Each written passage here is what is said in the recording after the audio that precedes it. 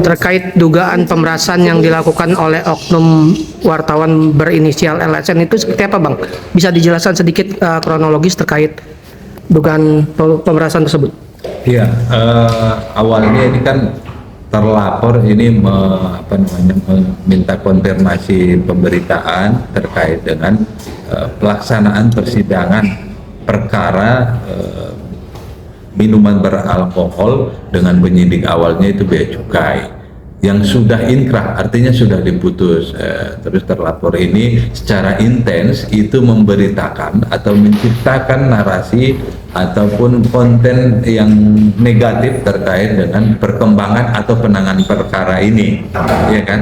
Nah, itu hampir kalau kita himpun itu sekitar ada 7 berita yang menyudutkan atau konten atau pembangunan narasi yang negatif tadi terhadap JPO secara personal, terus juga pejabat struktural di Kejaksaan Tinggi ini secara personal juga, baik itu institusinya, kejaksaannya, diduga bahwa dengan tidak menetapkan hanya menetapkan tersangka Susanto, sementara pemodal pemilik ini dinarasikan bahwa ada tidak tersangka, ini ada permufakatan jahat atau sengkongkol antara penyidik dan JPU sehingga tidak jadi tersangka, sehingga kemudian Susantonya sendiri yang jadi tersangka. Nah, atas dasar itu dan LSN ini juga selama periode pasca persidangan putusan perkara itu secara masif itu tetap memberitakan dan juga menggerakkan massa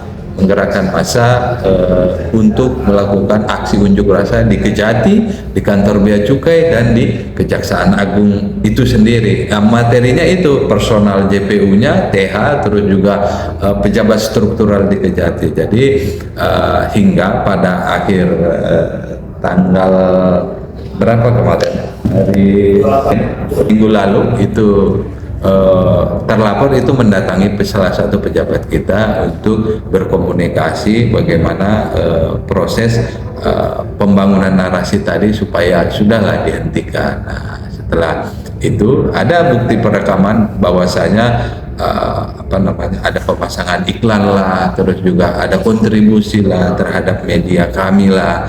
Ya, abang paham sendirilah. Ini kan yang dinarasikan oleh pejabat AR kita, jaksa AR ini, pahamlah dengan nada-nada intonasi narasi seperti itu, sehingga inisiatifnya ya tidak bisa dipenuhi semua, sehingga diberikanlah perhatian sedikit sebesar uang 5 juta rupiah ini. Oh, berarti bisa dipertegas nominal pemerasannya 5 juta, ya? Iya, dari permintaan sebelumnya bahwa ini kalau tidak dipenuhi saya bisa menggerakkan massa sampai 100 kali demo pun saya sanggup.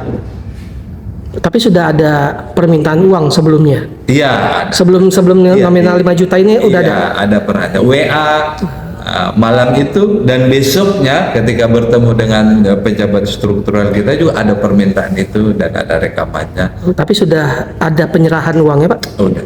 Kepada TSK ini? Iya, udah ada. Makanya jadi barang bukti.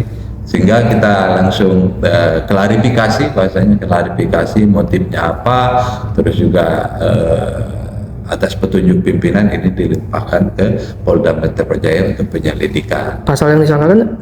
Pasal yang disangkakan sama tadi sama kayak Dikmen 27B, terus juga 269 KUHP pemeriksaan ancaman pemaksaan.